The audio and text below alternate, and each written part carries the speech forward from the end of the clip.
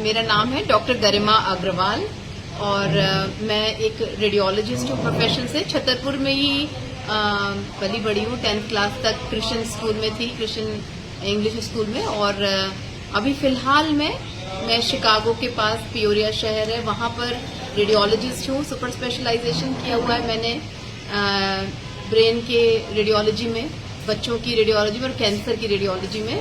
तो उसी की मैं डॉक्टर हूँ वहाँ पर, और उसकी डिवीजन चीफ हूँ 3 हॉस्पिटल्स में, और रेडिएशन सेफ्टी ऑफिसर हूँ 3 हॉस्पिटल्स में हमारे शहर के।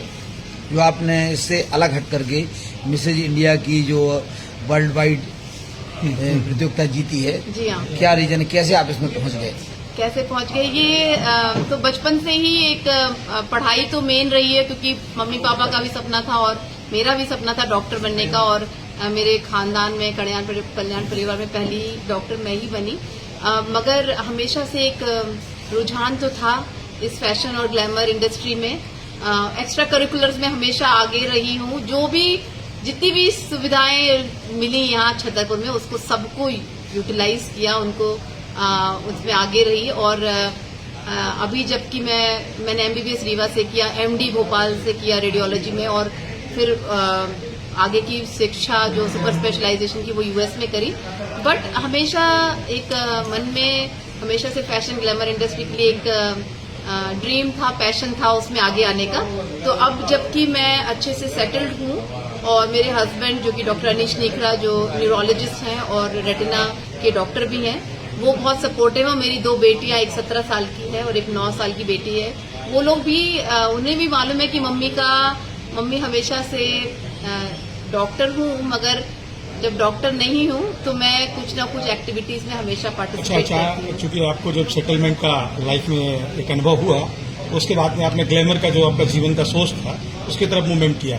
मिस इंडिया वर्ल्ड वाइड प्रतियोगिता किस संस्था के द्वारा आयोजित की जाती है और इसका कब से ये आयोजित की जा रही है? ये Haut Monde Mrs India Worldwide 2025 season 14 है इनका ये।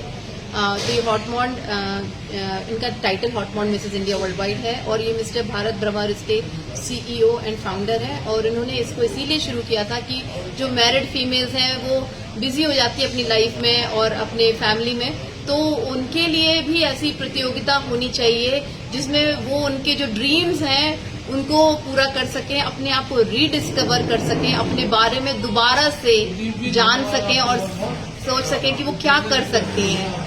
तो इसके लिए, इसी वजह से ये संस्था इसी के लिए ही है, वुमेन एम्पावरमेंट करने के लिए भी है। यू फील कि you can do anything at any as.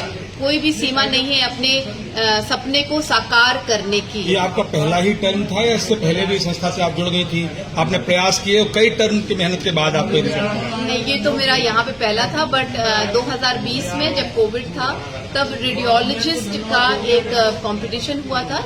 Radiologist पूरे दुनिया में जो रेडियोलॉजिस्ट हैं उनका, उसको रेड फैशन आइडल कॉन्टेस्ट हुआ था, जिसको मैंने जीता था। उसमें मोस्ट टैलेंटेड भी मिला था और उसका मेन टाइटल भी मैंने जीता था। तो ये कह सकते हैं कि तब वो शुरुआत कोविड के टाइम पे जब थोड़ा टाइम था तब उसको एक्सप्लोर किया।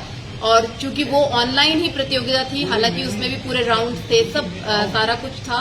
बट उसके बाद ये लगा कि हाँ, अभी मुझे एक ग्लोबल प्लेटफॉर्म पे भी आगे इस फील्ड में जाना